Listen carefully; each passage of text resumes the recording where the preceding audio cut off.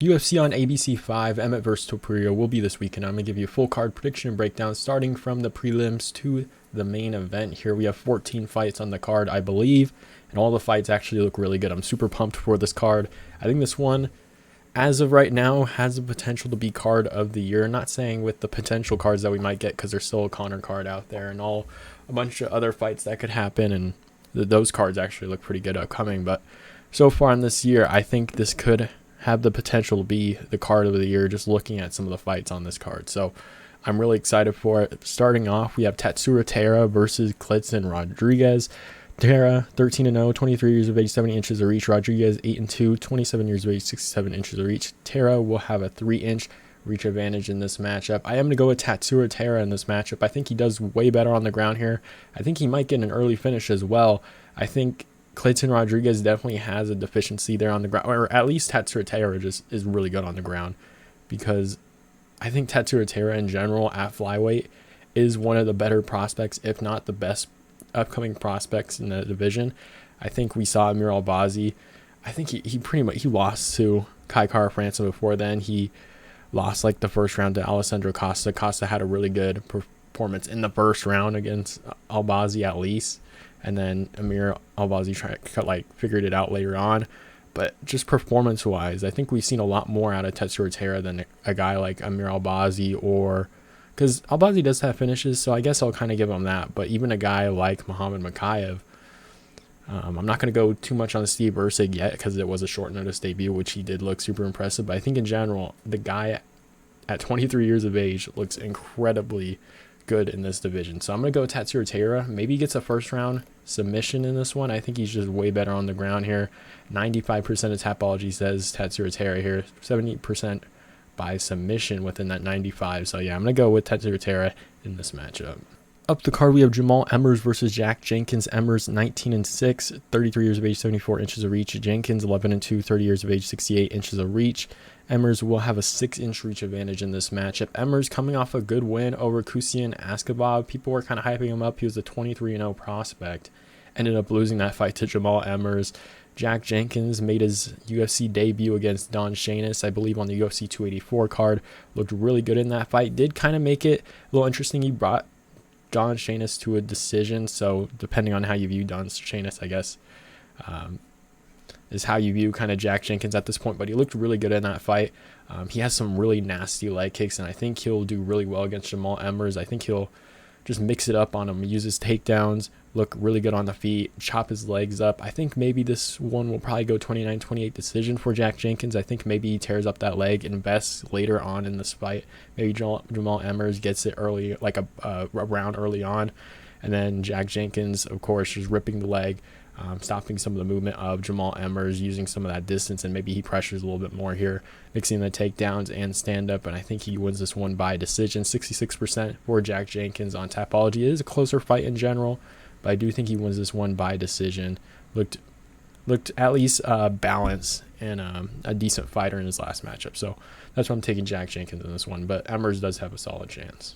Up the card, we have Trevor Peek versus Chepe Mariscal. I think I said that right. Peek, 8-0, 28 years of age, 70 inches of reach. Mariscal, 13-6, 30 years of age, 69 inches of reach. Peek will have a 1-inch reach advantage in this matchup. Peek making his UFC debut against Eric Gonzalez. Got the KO there.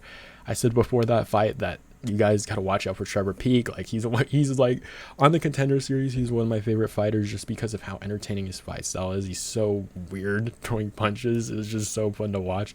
But Chepe Mariscal, I believe, coming in on short notice, does have a little bit of a record here. His losses have been to Gregor Gillespie, in 2016, lost to Bryce Mitchell in 2017, no contest with Carl Deaton in 2017, who's in the UFC, I believe.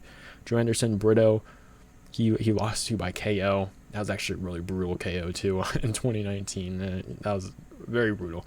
Lost to Steve Garcia in 2020, and then lost to Sean Soriano, who's in the UFC as well. Beat Yusuf Zalal, beat Pat Sabatini. So he has a little bit of a record here. He's fought some UFC fighters that are currently in there, lost to quite a bit of UFC fighters. So he's hanging with this level of competition at this point. But I think Trevor Peek will be able to pressure him and catch him on the chin. I'm just going back over here. I don't know why I exited out, but Chepe Mariscal KO'd by Steve Garcia, KO'd by Joe Anderson Brito. I think what those guys did was kind of pressured him a little bit. I just think Trevor Peek just pressuring with his very unorthodox style, like just the way he throws, I can see him kind of making Chepe Mariscal kind of like, I don't want to say freak out, but kind of just, not know what to do, because he'll throw standing hammer fists at you. He knocked out his last opponent by standing hammer fist. So this could definitely be fight of the night. I'm going to go with Trevor Peek. I'm going to take him by KO. Chepe Mariscal has been put out before, only 30 years of age, and he is a skilled fighter. So I just think he's going to be a little bit more patient in this matchup, and I think Trevor Peek's just going to go out there looking for the KO. He's solid on the ground as well, and I think if he does get taken down, I think he can work his way back up. So we'll see how this one goes, but I'm going to go with Trevor Peek. 90% picked by Tapology here, 88% within that 90 by KO. This one should be really fun. I love watching Trevor Peek fight. Hopefully this fight actually happens. Up the card, we have Tabatha Ricci versus Gillian Robertson. Ricci 8-1, 28 years of age, 62 inches of reach. Robertson 12-7, 28 years of age and 63 inches of reach. Robertson will have a 1-inch reach advantage in this matchup. I think I am going to go with Tabatha Ricci here. I think I chose Pierre Rodrigues against Gillian Robertson, and Gillian Robertson is really good on the ground. And I think Tabatha Ricci is also very good on the ground as well. Although it was Jessica Penne, she did win by submission with an armbar there a year ago. She beat Polyana Viana by decision, which is actually a pretty solid win. Polyana Viana is a very solid fighter. Lost to Amanda Fiorot recently. That was her only loss by KO within their last 5 fights. So Tabatha Ricci only losing to some of the best here. Let's run through her record real quick. But yeah, since in the UFC, made her debut against Amanda Fiorot. I think she's top 5, top 3 at this point in that division. Beat Polyana Viana, submitted Jessica Penne. So she's got a little bit of a record here. This is a pretty tough test against Gillian Robertson if it does end up to the ground, but I think she's going to be better on the feet. I think she avoids some of the ground game of Gillian Robertson, just getting there in general. I think she should avoid that. And I think she wins this one. I think she wins this one probably by decision. This is kind of a coin flip because Gillian Robertson did look really good in her last fight, but I do think Tabatha Ricci wins this one by decision. Up the card, we have Mateusz Rebecki versus Loik Radzhabov. Rebecki 17-1, 30 years of age, 66 inches of reach. Radzhabov 17-4, 32 years of age and 68 inches of reach.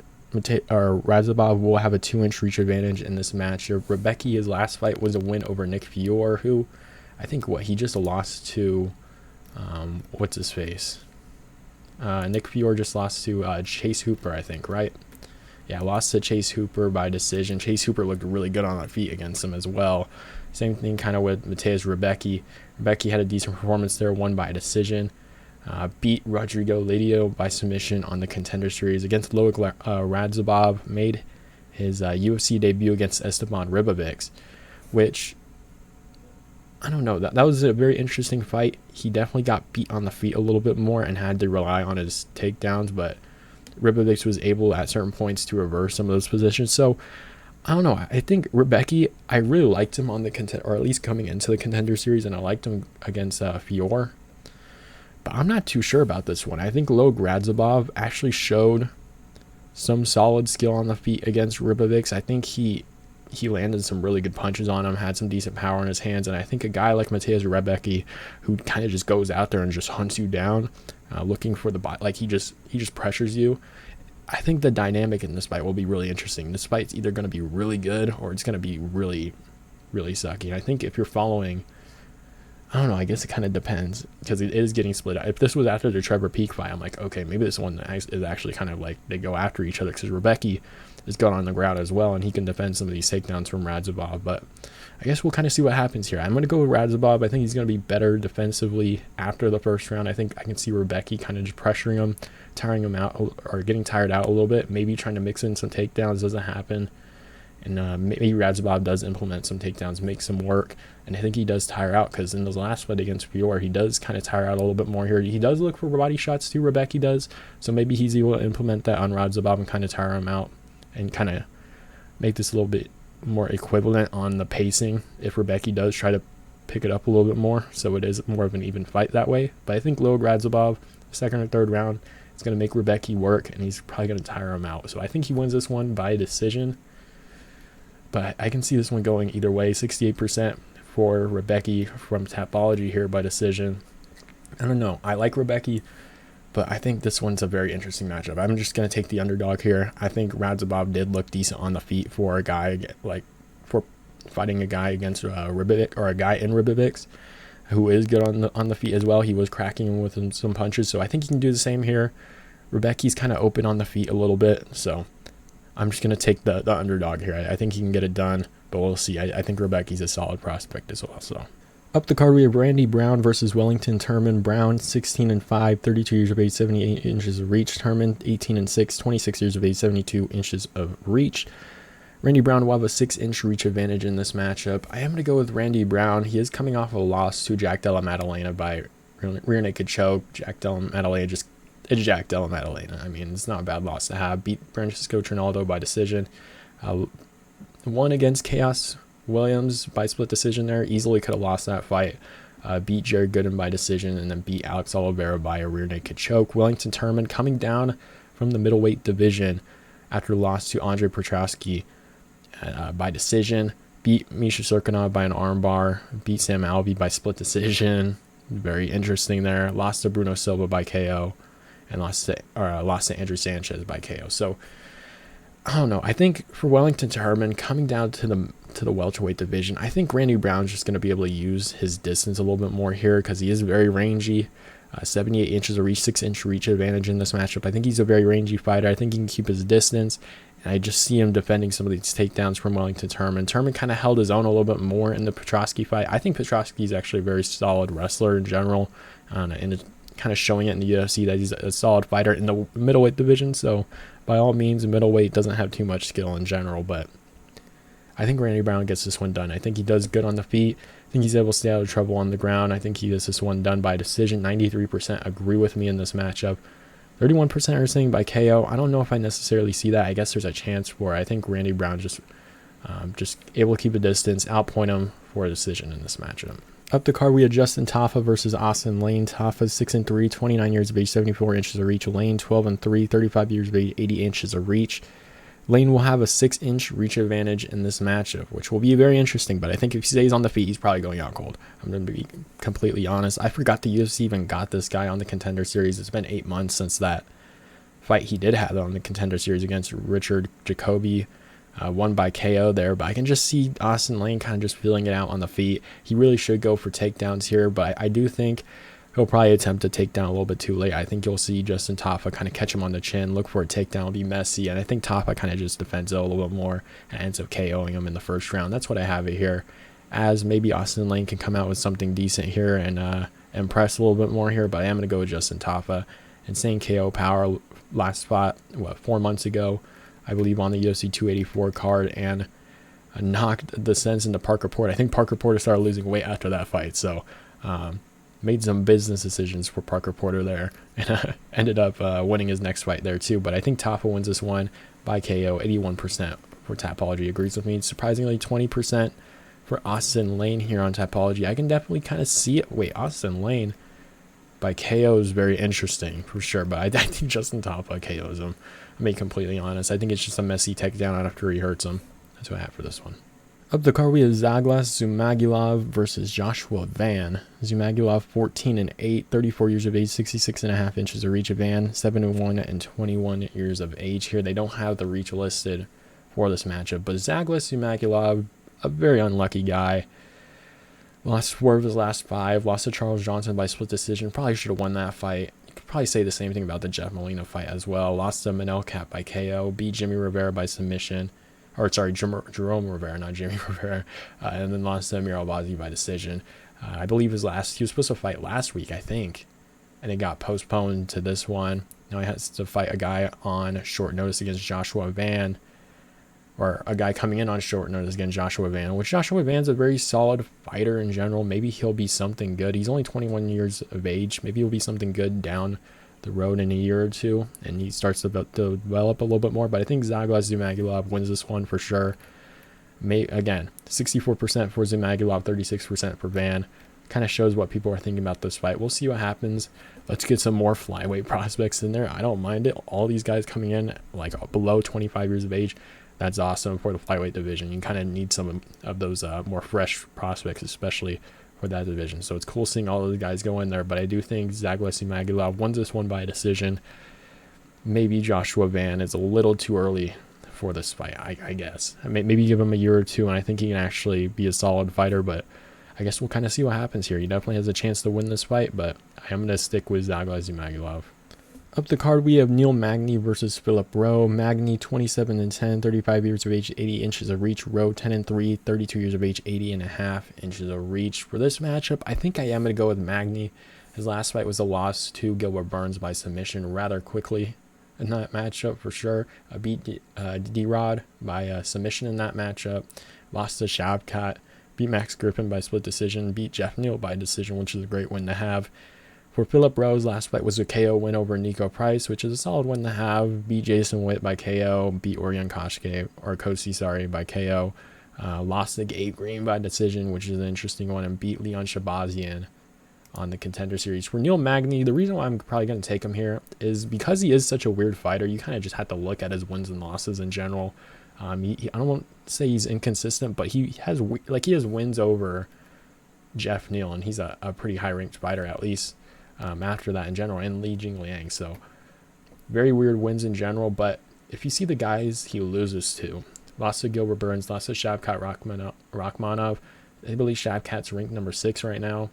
Lost to Michael Chiesa in 2021, which is kind of an iffy loss at this point, but it's not a bad loss to necessarily have. Beat Robbie Lawler, beat Jeff Neal, beat Leach. I lost to Santiago Ponzinibbio, lost to RDA. So he's losing to a certain level of fighter. Lost to Damian Maia all the way back in 2015 as well. So he's losing to a certain fighter, like a certain level of fighter. And I think he's still below 36 years of age. I don't think he's getting too old to where you have to worry about him, like the age kind of taking a factor here. But Philip Rowe lost to Gabe Green, beat Nico Price, beat Jason Witt. Just in general, I guess we kind of have to see how he fights against Neil Magny, but I think Neil Magny can get a decision in this matchup. I think 78% of Tapology agrees with me here. I agree also here for Neil Magny decision. I think he just stays on the outside. He's a little bit more well-rounded, but we'll see what Philip Rowe can do here. Neil Magny is getting a little bit older, is a little bit more inconsistent in his performances, but again, I think has wins over some decent opponents and has some losses against some really good opponents. So I'm going to take Neil Magny in this matchup. Up the card, we have Brendan Allen versus Bruno Silva. Allen, 21-5, 27 years of age, 75 inches of reach. Silva, 23-8, 33 years of age, 74 inches of reach. Allen will have a 1-inch reach advantage in this matchup. For this one is kind of tough in general because Brendan Allen, you can tell like he works in his fights. Like, I don't know why. Maybe he just has like an underdog mentality. It just feels like that when he fights. He kind of has like an underdog mentality in general. I believe he was supposed to fight Jack Hermanson in a main event, but I think Hermanson had to pull out, or Brendan Allen had to pull out or something like that. So now he's getting a 3-rounder against Bruno Silva. So he's had a pretty long training camp. Bruno Silva's coming off a win against Brad Tavares about 2 months ago. Pretty good KO win. Brad Tavares is no joke for sure. But Brendan Allen went over Andre Muniz by rear naked choke, which is an amazing win in general because Andre Muniz is a submission expert, and that was a very weird win to have in general. Beat Christoph Jocko by submission. Beat Jacob Malkoon by decision, and then beat Sam Alvey by rear naked choke, which is what you're supposed to do. Lost to Chris Curtis by KO, which you do kind of worry about this matchup if Brendan Allen's getting a little bit more confident on the feet. Maybe you worry that Bruno Silva is going to KO him, but I think he goes straight for the wrestling. If you submit a guy like Andre Muniz, go for the wrestling. I think you can submit Bruno Silva in this matchup, maybe in the first or second round here. But Bruno Silva, man, went to, I guess you can kind of say, a war with Alex Pereira. It was a really good matchup. If you haven't seen it, go watch it. It was a really good fight. I was actually worried watching that fight live that, oh no, we can't have Alex Pereira lose that because the big fight was him versus Izzy, which luckily he did win, but Bruno Silva made it super tough for him. Took a lot of damage in that matchup, but then lost to Gerald Mearshart III, which was mind-boggling to me. So I ended up picking Brad Tavares, which he ended up KOing. So his last couple fights were a little iffy for me. Like after losing the GM3, I'm like, all right, I can't trust you, dude. So I picked Brad Tavares, KO'd him, looked super impressive in that performance, got back on his feet there. But I'm going to go with Brendan Allen here, much younger. I think much more skilled overall, maybe not as much on the feet than like a Bruno Silva, but I think he goes for the takedowns. I don't see why he wouldn't. I don't know why you would stand with a guy with like Bruno Silva, who has some crazy power in his hands. I think he should go for takedowns immediately. Look for the submission. 66% within the 81% that are choosing Brendan Allen this Wednesday by submission. I agree here as well. I am going to go with Brendan Allen by submission, maybe in the first or second round for this matchup. Up the card, we have David Onama versus Gabriel Santos. Onama, 10-2, 29 years of age, 74 inches of reach. Santos, 10-1, 26 years of age, 71.5 inches of reach. Onama will have a 2.5 inch reach advantage in this matchup. Onama coming off a crazy matchup with Nate Landwehr about 9 months ago, which he took the time off, which is probably the best thing for him in all honesty. He took a lot of damage, like a lot. Nate Landwehr would knock him down, get on the ground.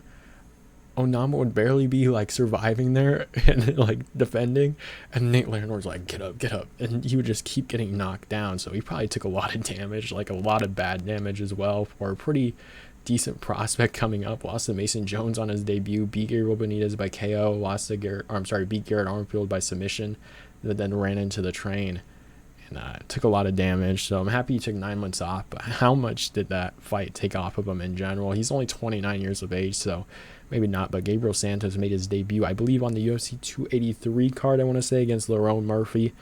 Lost that one by split decision. I thought he actually won that fight. I believe he was an LFA prospect coming in, or LFA champion or something like that. Looked really good on his debut, 26 years of age. I think he gets this one done. I think he's a very well-rounded fighter.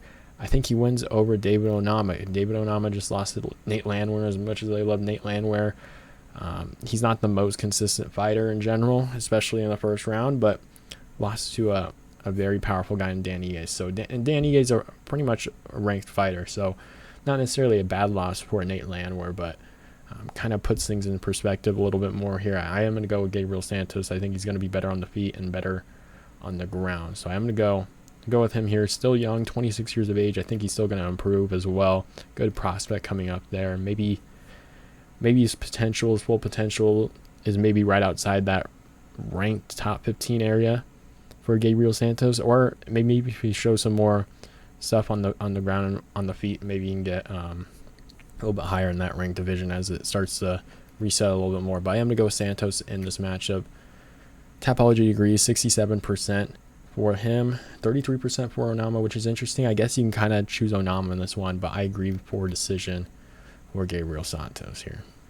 Up the card, we have Cody Brundage versus Rodrigues Dumas. Brundage, 8-4, 29 years of age, 72 inches of reach. Dumas, 7-1, 27 years of age, 79 inches of reach. Dumas will have a 7-inch reach advantage in this matchup. I am going to go with Cody Brundage here. I do not trust Rodrigues Dumas. He won on the Contender Series against a guy that I can't say the name of, and lost to Josh Fremd by submission. Yes, Josh Fremd, the same dude who pretty much, or I guess we can use a little bit more of MMA math here. Let me get into it in a second, but Cody Brundage coming off a loss to Rodolfo Vieira by arm triangle, lost to Mikhail Oseichik by KO, but beat Tresean Gore by KO. And Tresean Gore tried to end the life of Josh Fremd in their matchup. Like, that was a nasty guillotine. It was like dragging him around the cage and stuff. And it was a very brutal guillotine. So I chose Rodrigues Dumas. I'm like, all right, he has the power. You can hurt him here, and maybe you can get a submission. Nope. Josh Fremd gets him down and submits him here. So I kind of have to go with Cody Brundage here, just using MMA math, which isn't, is it even below 50% at this point? I don't know. MMA math is so weird. But I think Cody Brundage can do enough on the ground here. I think he can out wrestle him and maybe look for a submission here. I just think Cody Brundage will probably just outwork him in general. Rodrigues Dumas didn't look like he was the smartest person fight IQ wise in the cage. So I'm gonna go Cody Brundage in this matchup. 70% agree with me here. 19% by decision, 59% by submission, 17% by KO. So we'll see what happens. I think maybe a decision here. I don't know if he gets the sub on Rodrigues Dumas. I think he just controls him on the ground, but 30% for Dumas. Maybe Dumas comes out with a little bit of a different game plan here, and maybe he hedges them and kind of keeps his career going, because after that last performance, you're on your way to getting cut, especially losing to Josh Fremd. So I'm going to go with Cody Brundage in this matchup. Only 29 years of age here. I think he's just going to work for it a little bit more than a Rodrigues Dumas in this matchup. So Cody Brundage by decision. Up the card, we have Amanda Ribas versus Macy Barber. Ribas, 11-3, 29 years of age, 66 inches of reach. Barber, 12-2, 25 years of age, 65 inches of reach. Ribas will have a 1-inch reach advantage in this matchup. Ribas coming off a really good win over Viviana Araujo. I think is how you say it. I always mess it up, but won that one by decision. Looked really good. I believe she won all 3 rounds in that one off the top of my head. Lost to Caitlin Shukagan by split decision. Jesus. Beat Verna Jandarova by decision. Lost to Marina Rodrigues by KO. Beat Paige Van Zandt by armbar. So our 2 losses aren't necessarily bad. Marina Rodrigues is not a bad fighter in general. Lost by KO there, and lost to Caitlin Shukagan by split decision, which is not necessarily bad either. Caitlin Shukagan's probably like a top 5 fighter in that division, I think, off the top of my head. But Macy Barber won over Andrea Lee. Apparently that one was a little bit controversial. I thought she beat Andrea Lee. Maybe I'm one in the minority or something, but I thought she just did more damage on the feet. You can't really just take someone down and just hold top position on them like that if you get up on the feet.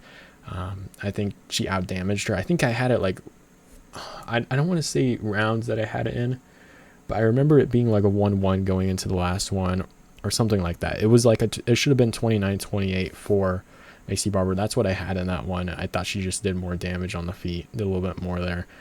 Beat Jessica I by decision, beat Montana De La Rosa by decision, beat Miranda Maverick by decision. Now, I agree there, that one was a pretty bad robbery. Miranda Maverick should have won that one. Lost to Alexa Grasso by decision there as well. I am going to go with Amanda Ribas. I think she can control Macy Barber on the ground. Andrea Lee did a really good job in that last fight doing that. I think she can just mix in her offense a little bit more here. I thought Macy Barber was actually really good on the feet in general, especially for a women's fighter. I think she's actually pretty good.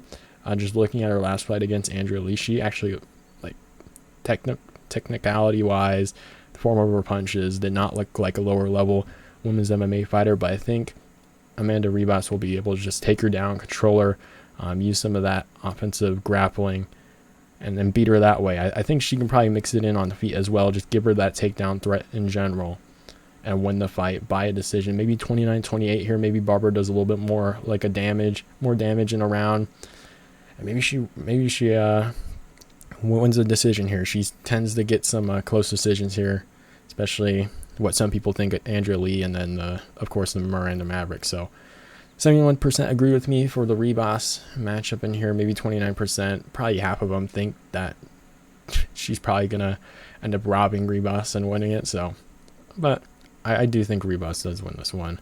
Up the card to our main event, we have Josh Emmett versus Ilia Topuria. I think I said that actually pretty good. Emmett, 18-3, 38 years of age, 70 inches of reach. Topuria, 13-0, 26 years of age, 69 inches of reach. Emmett will have a 1-inch reach advantage in this matchup. Josh Emmett is coming off an interim title fight loss to Yair Rodrigues. Yair Rodrigues is a very high pace. There's a lot of distance. A very crazy fighter in general. Uses a lot of kicks. It kind of threw a really big pace at Josh Emmett in that fight. Josh Emmett did land some good punches on Yair Rodrigues. I saw him stumble a couple times in that matchup as well, but I think Yair was just too much with the kicks. It was just threw way too much for Josh Emmett, especially early on in that fight. So I think that's why he pretty much won that fight and won by a triangle there. I think Josh Emmett had too much work to the body in general, so I think he was like, all right, I'm fine here. Let's. I'm not saying he quit, but I think he was worried about a lot of stuff in that fight. I think he got hurt to the body. So beat Calvin Kattar by split decision there. I thought Calvin Kattar should have won that fight. I thought Dan Ige should have beat him. Won that Shane Burgos fight by decision. Beat Mirsad Bektik by KO. Ilia Topuria coming off a good win over Bryce Mitchell. In that matchup, he actually looked really good. People will probably talk about his gas tank after that matchup. I guess you can kind of question that a little bit more, but I think after the first couple seconds, maybe even a minute after that fight, or after the first round of that fight, I think Ilia Topuria realized that Bryce Mitchell probably won't be a threat on the feet to him, and he's kind of just ready for the takedowns in general. So I think he just kind of just went for it. He started with a little bit higher pace and started throwing everything into his punches, a lot of power in his punches in general, and that's why he was kind of tiring out a little bit earlier in that 3-round fight. So I think that's why he his cardio started to go a little bit more in that fight against Bryce Mitchell, because there really wasn't a threat on the feet to hurt him in general. So it's pretty much just go at him. He's more worried about the takedowns in general anyways. So beat Jai Herbert by KO. got hurt really badly. I think it was in the first round. Came back and ended up KOing Jai Herbert in that matchup. Beat Ryan Hall by KO, which was a brutal KO. Beat Damon Jackson by KO, which was actually pretty brutal as well. And then beat Yusuf Zalal by decision. In this matchup, this is actually going to be a really fun matchup. This is either going to be like they're at a standstill and they're looking for more counter punches. But I think in general, this fight's going to end up in the pocket and they're just going to go. I think if I'm going to trust a guy in this matchup, I think it'll be Ilia Topuria, the 26-year-old fighter here, over the 38-year-old Emmett, who just took a lot of damage in the Yair Rodrigues matchup. It was 4 months ago, and he didn't take too much head damage, in my opinion. I think it was more to the body that was really giving Josh Emmett some issues here. But I think Ilia Topuria will be able to hit. Ilia Topuria has some really good body shots with his hands. Really good body shots, and he does mix in his offense quite a bit, and I think he's going to be able to catch Josh Emmett to the body. Josh Emmett, with his KO power that everyone talks about, he is 38 years of age as well, and he's going to be moving a little bit slower, but the KO power that they're talking about, he loads up really heavy, and if Ilia Topuria doesn't see that, he's probably going to go out. But Josh Emmett does load it up quite a bit, and if you don't see it, I mean, it's kind of your fault at that point, but a lot of guys put up their guard, are able to move out of the way, and I think Ilia Topuria just has some really good boxing. I think he can get out of the way of some of those punches and land some really nice body shots, and I think that will really take out Josh Emmett in this matchup. I can see really like a body shot TKO in like the second or third round. I don't know if this goes 5 rounds, do we really think Ilia Topuria wins it that way? I think Josh Emmett, the more veteran fighter here, the guy who's been training for 5-round fights, have been in 5-round decisions before as well. I think I would trust him more in a little bit of a 5-round fight if this one goes to a decision. So if it does go to a decision, my guess is probably Josh Emmett 3-2 maybe, and Ilia Topuria gasses out a little bit more. But I think Ilia Topuria does the offensive wrestle. I'm not too sure. Josh Emmett has a really good wrestling background in general. I think he's going to be able to defend them pretty well. He works at Team Alpha Male, and they're all pretty good wrestlers there. So I think Ilia Topuria is just going to get this one done. I think he's going to hurt Josh Emmett to the body quite a bit, and I think he's going to land some punches to his head, just setting up the body shots and going to his head eventually and hurting Josh Emmett, finishing him on the ground by TKO. I think second or third round is probably the right way here is my guess. 92% for Topuria here, 65% by KO, 21% by submission, and 8% by decision. I don't know if I see this one going to 5 rounds. If Josh Emmett wins, probably 5 rounds and wins by decision after gassing out Topuria and maybe landing some good shots, staying at a distance. And Josh Emmett will probably have to play like the counter game here, but I think they just go in the pocket. I just think Topuria is just going to land the better shots and go to the body a little bit more and end up hurting Josh Emmett in this matchup. So I'm going to go with Ilia Topuria by TKO, second or third round. Let me know who you guys have in this matchup. What do you guys think about this whole card? And I'll see you guys next time.